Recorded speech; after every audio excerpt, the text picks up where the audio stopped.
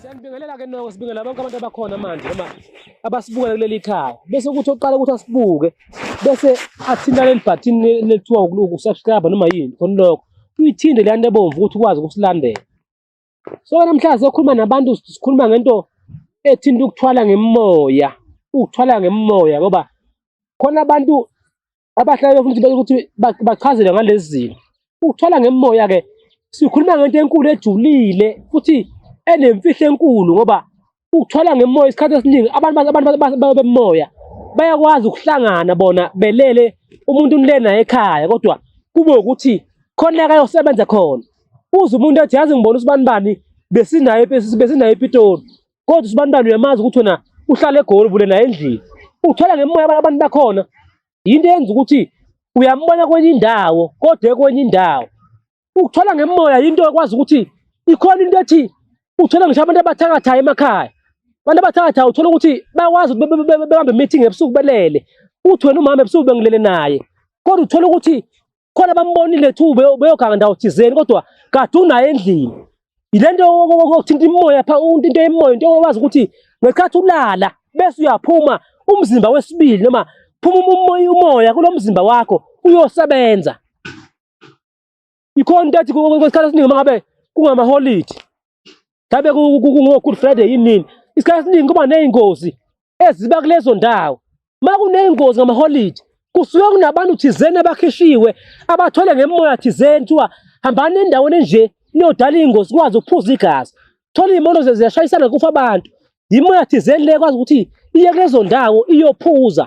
So imimoya into enamandla ebuse emhlabeni ebuse emkhathini edlula ngisho abantu abathandazayo ngoba noma kuthiwa umuntu uyakhuleka angeke uyivimbe imimoya yasemhlaba. Imimoya yasemkhathini yinto ebusa ngaphezu kwethu. Okwana noma kuthiwa umuntu ufike esontweni umuntu uqala nomoya ukhuluma umoya kusuke kuyimimoya leya esuke ihlambuluke kuyena yayisikhuluma umuzwa ukuthi umuntu uthe umoya engcwele akusiyo umoya engcwele sekuhlambuluke umoya womuntu wakubo sewashona wavuka waphila kuyena wasumenza ukuthi umbonise izinto zabantu. Akekho umoya engcwele wazi ukuthi akhulume endlebeni yomuntu. Kusuke sekuhlambuluke lo muntu wakubo ngasekho akhulume naye ambonise izinkinga zabantu. So ukuthola ngemimoya kungenzeka mhlawumbe uyiswe emathuneni abantu wayovusela, kungenzeka uyiswe emanzini enyokeni, kungenzeka uyiswe esigangeni kotikolosha kodwa kubalulekile suke kuyimimoya okwazi ukuthi uyithandaze. Uma sithi imimoya mhlawumbe sikunika igama lokuthi wena uzokhuleka uMargaret. Uma ufika entweni yakho uMargaret uyazi umbiza ukuthi Margaret ngifuna into ethe ukwazi ukuthi izinto zakho zivuleke ziye phambili ziphile ngenxa into eyimoya engalaba umoya umuhle ngoba yinto engaphumuli yinto engalala ukwazi ukuthi noma ulele ebusuku iyakwazi ukukhusela.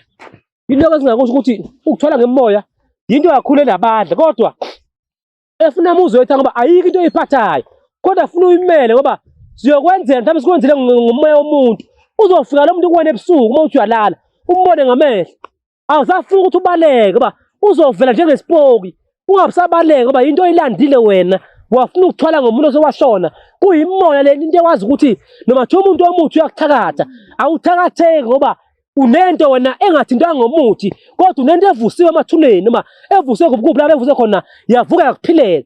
Mase kwenze ithwasa emoya ke sifuna indwangu emhlophe oyiphathayo wona kuphela ngoba noma kuthiwa umuntu uyasonta umfundisi uyayiphatha indwangu emhlophe.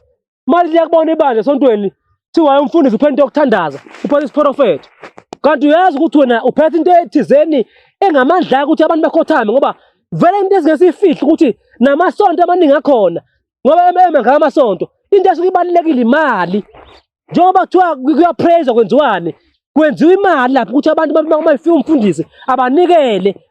So siyamenzela umuntu into enjalo uma ifika ebandleni lakhe ibandla likhipha imali ibandla lande athole imali into esukugcina into ebalulekile imali njengoba bona abafundisi abaningi bangasebenzi bethengelwa imizi benikwa iy'moto imithi lesuke noma imimoya thizeni leyo esuke ikwazi ukubadoma babamba ukuthi abenze lento efuna umfundisi.